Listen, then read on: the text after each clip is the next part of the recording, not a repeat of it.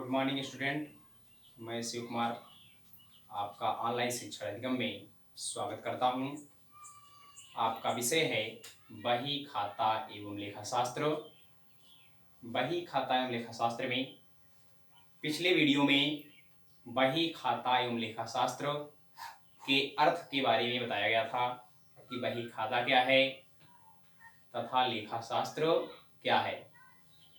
आज का टॉपिक उसी के आगे है। बही खाता अथवा या पुस्तपालन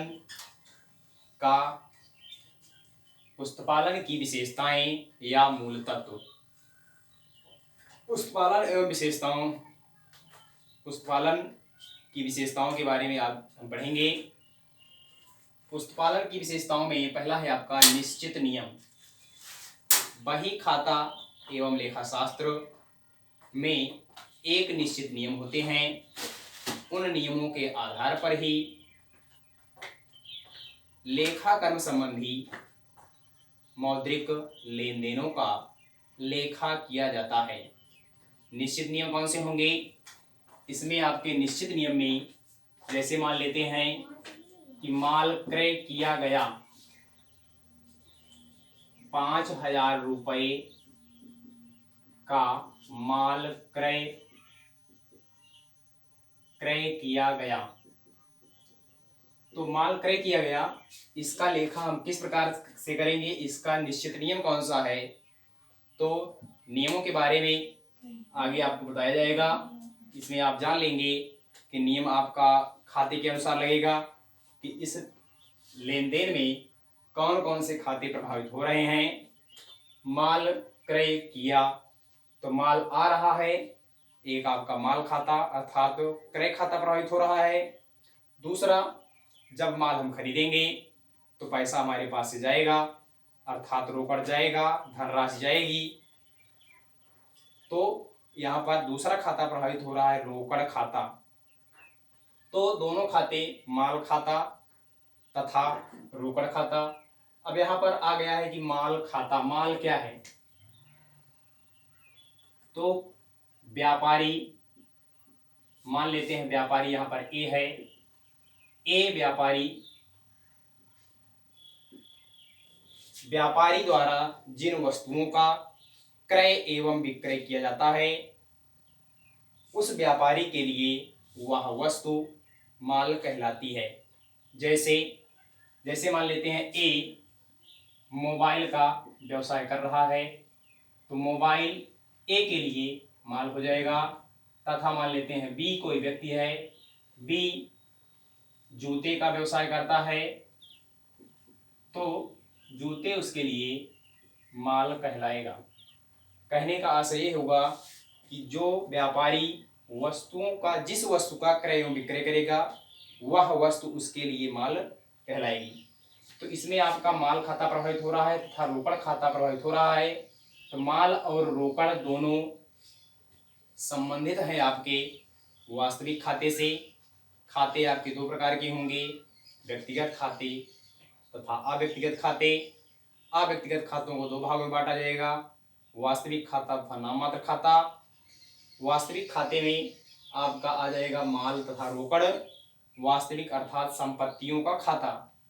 तो निश्चित नियम के आधार पर लेखा होगा। इसमें आपका कौन सा नियम लगेगा?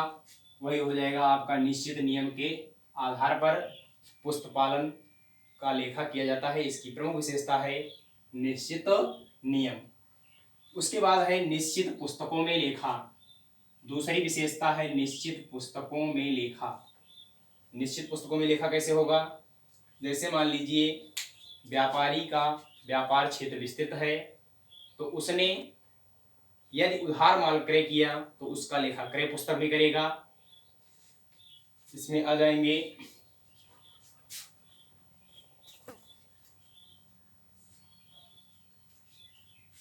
निश्चित पुस्तकों का लेखा।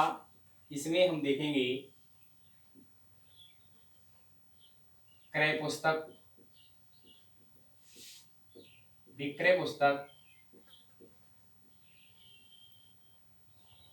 क्रय वापसी पुस्तक,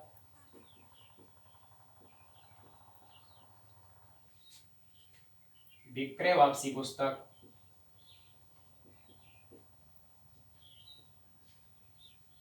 रोकड़ पुस्तक,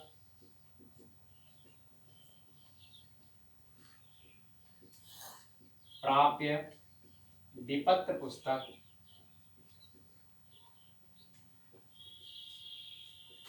देय विपत्र पुस्तक,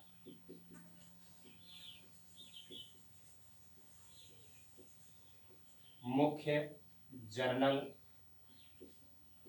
या मुख्य रोजनामचा। इसमें देखेंगे कि आपका निश्चित पुस्तकों में लेखा, यदि व्यापारी ने नकद माल क्रय किया या नकद माल बेचा तो उसका लेखा हम करेंगे रोकड़ पुस्तक में। नकद, नकद क्रय एवं विक्रय, नकद क्रय एवं विक्रय होगा तो उसका लेखा रोकड़ पुस्तक में किया जाएगा। यदि उधार माल क्रय किया जाता है तो उसका लेखा क्रय पुस्तक में करेगा। उधार बेचा जाता है तो विक्रय पुस्तक में। यदि हमने माल क्रय किया है और हमने जिस प्रकार से माल मंगाया था उसी आधार पर माल नहीं है तो उसका हम उस माल को वापस करेंगे। उसके लिए जो पुस्तक बनाई जाएगी क्रय वापसी पुस्तक हो जाएगा। उसके बाद हमने माल जिन ग्राहकों को बेचा है, यदि उन ग्राहकों को माल पसंद नहीं आता है तो वह वापस करेंगे माल को, तो उसके लिए जो पुस्तक बनाई जाएगी विक्रय वापसी पुस्तक। प्राप्य विपत्र पुस्तक, जिनमें विपत्र प्राप्त होंगे, तथा देय विपत्र पुस्तक, देय विपत्र पुस्तक जिसमें बिल देना है उन पुस्तकों का लेखा किया जाएगा। अगला है मुख्य रोजनामचा, जिन लेन देनों का इन सभी पुस्तकों में लेखा नहीं किया जाएगा उन सभी का लेखा हम मुख्य रोजनामचा में करते हैं। ये आपका हो गया निश्चित पुस्तकों में लेखा। अगला आएंगे देखेंगे, अगला है आपका निश्चित उद्देश्य। पुस्त पालन का मुख्य उद्देश्य होता है कि व्यापार में होने वाले लाभ हानि, कितना लाभ हो रहा है, कितनी हानि हो रही है, तथा व्यापार की स्थिति क्या है उसका लेखा, तथा उसकी ऋण की स्थिति का भी लेखा किया जाता है। इसका प्रमुख उद्देश्य ये होगा कि व्यापार की लाभ एवं हानि तथा वित्तीय स्थिति का ज्ञान। अगला है मौद्रिक रूप में लेखा। पुस्तपालन में मौद्रिक स्वरूपों का लेखा किया जाता है।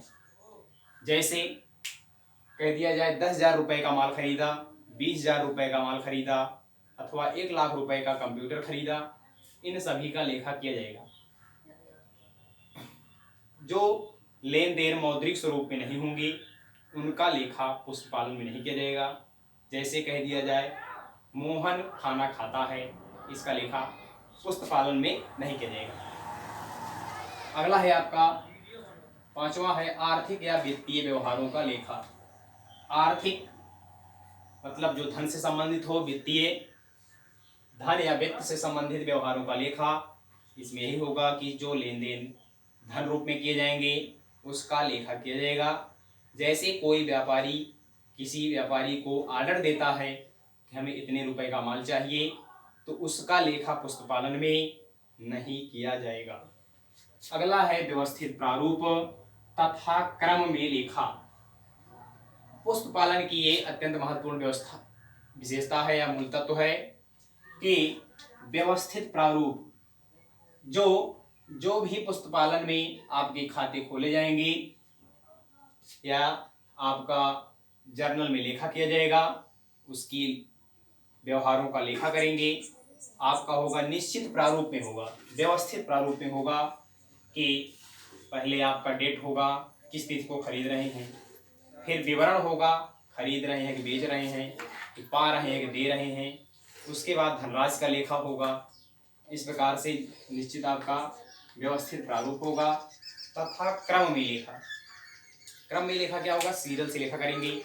जो माल हमने पहले क्रय किया है उसका लेखा पहले, जो बाद में किया है उसका लेखा बाद में, फिर उसी के आधार पर करते जाएंगे। ये नहीं होगा कि सबसे जो अंत में खरीदा गया है उसका लेखा सबसे पहले किया जाए और जो लेखा सबसे पहले किया गया है उसका लेखा सबसे बाद में किया जाए। यह पुस्तपालन में नहीं किया जाएगा, क्रम से ही लेखा किया जाएगा, सीरियल से ही, एक से लेकर जो हमने पहले खरीदा है उसका लेखा पहले करेंगे। अगला है पुष्पपालन विज्ञान एवं कला। इसकी विशेषता है कि पुष्पपालन विज्ञान एवं कला। पुष्पपालन विज्ञान किस प्रकार से है? पुष्पपालन विज्ञान एवं कला दोनों है। विज्ञान किस प्रकार से है? जिस प्रकार से विज्ञान में निश्चित नियमों एवं सिद्धांतों के आधार पर क्रियाएं की जाती है, लेखा किया जाता है, उसी प्रकार से पुष्पपालन में भी लेन देनों का एक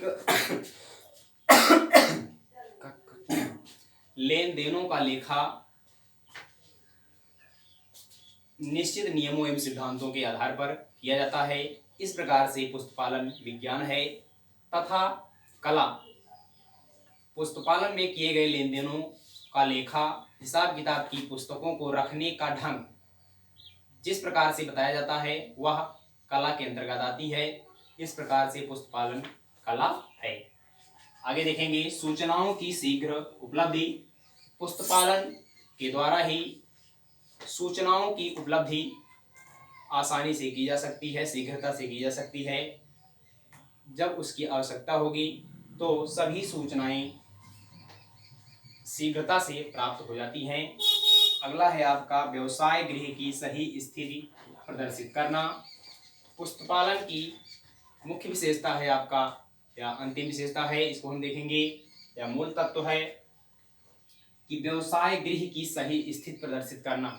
व्यवसाय गृह में क्या होगा कि व्यवसाय हमारा जो है उसमें माल कच्चा माल है कि नहीं है, जो जिस माल की क्रय करना है या जिस माल को बेचना है वह हमारे पास माल है या नहीं है। यदि नहीं है उसकी व्यवस्था किया जाना है और उसे किस प्रकार से भंडार गृह में उसकी व्यवस्था करना है, उन सभी की देखरेख पुष्पपालन के अंतर्गत आ जाता है। बस आज के वीडियो में यहीं तक ही। धन्यवाद।